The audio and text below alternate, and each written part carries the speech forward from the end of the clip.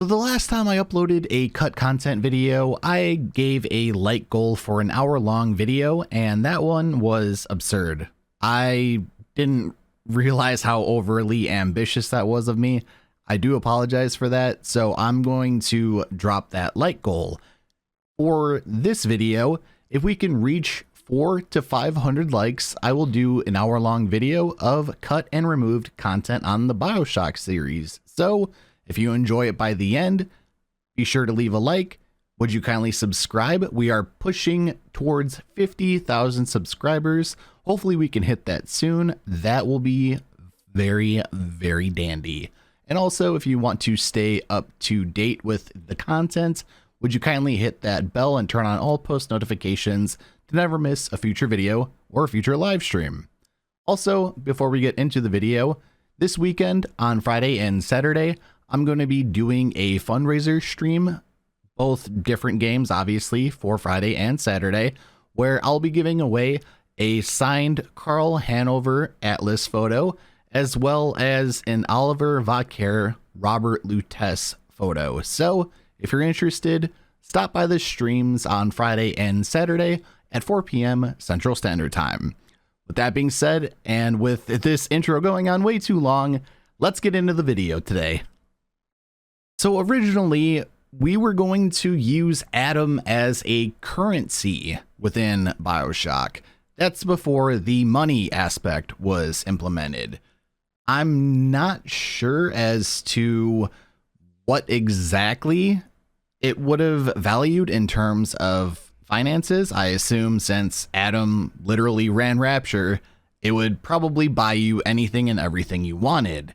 But I believe from the tech demo, if I'm not mistaken, it was shown to be able to deactivate alarms instead of using the cash, which I believe is $50. So yeah, imagine the whole money idea was scrapped and Atom was the currency of Rapture. The next thing we'll be taking a look at is the destruction of the Kashmir restaurant. So as most of you know, the Kashmir is the restaurant that Atlas and his minions decided to bomb on New Year's Eve, 1958, thus starting the Civil War of Rapture.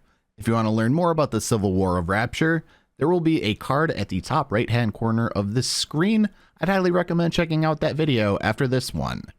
Anyways, there was a door to the restaurant around the Footlight Theater that was originally going to have a lot more bodies than just the two that were shown in game. And honestly, with the devastation that this bombing caused, that would have made a lot of sense. I'm not sure if this had something to do with the storage on the disk or the assets that Irrational had at the time, but there was going to be a lot more bodies than the two that we saw within the front door. And this was going to resemble, obviously, everyone trying to get out and trampling over each other, panicking, obviously the destruction of the bombing. So this could have had an entirely different landscape and an entirely different outcome. And if it really wanted to show the true horrors of the Rapture Civil War, as well as the Kashmir bombing, I think this would have been perfect. And I wish this would have stayed in the game in and of itself.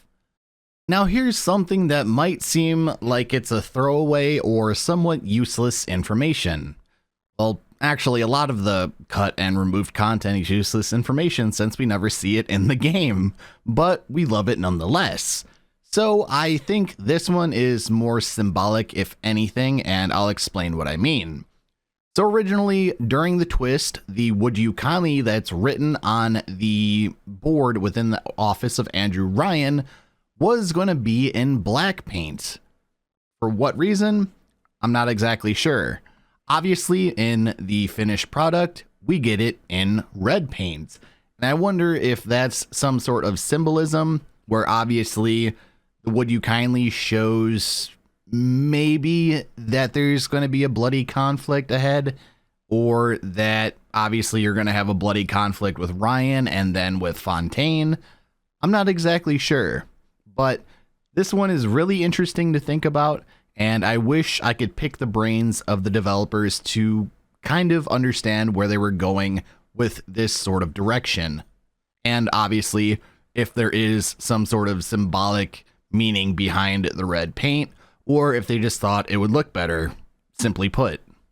Now let's move on to one of the more underrated and one of my more favorite characters within Bioshock, that being Bridget Tenenbaum.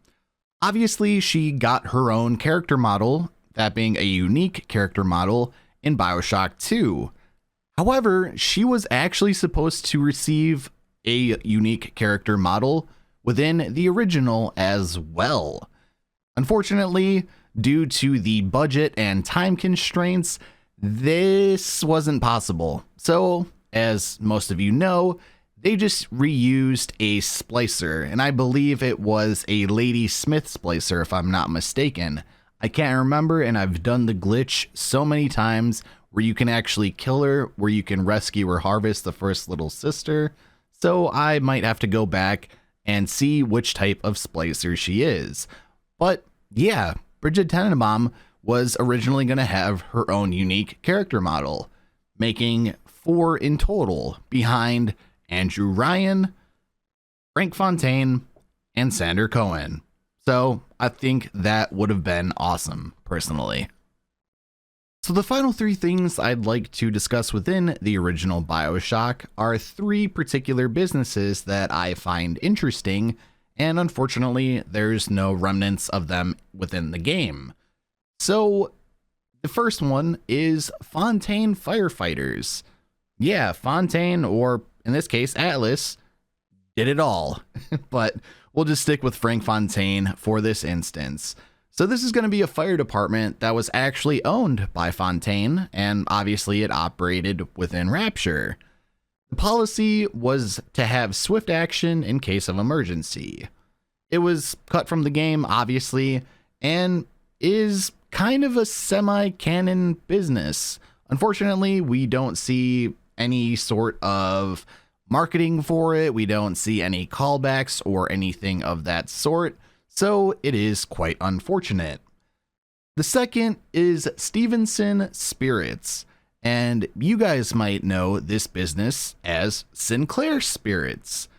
I wonder if the name Sinclair was chosen based on a developer's name, or if the character was in some sort of concept art design. I'm not exactly sure.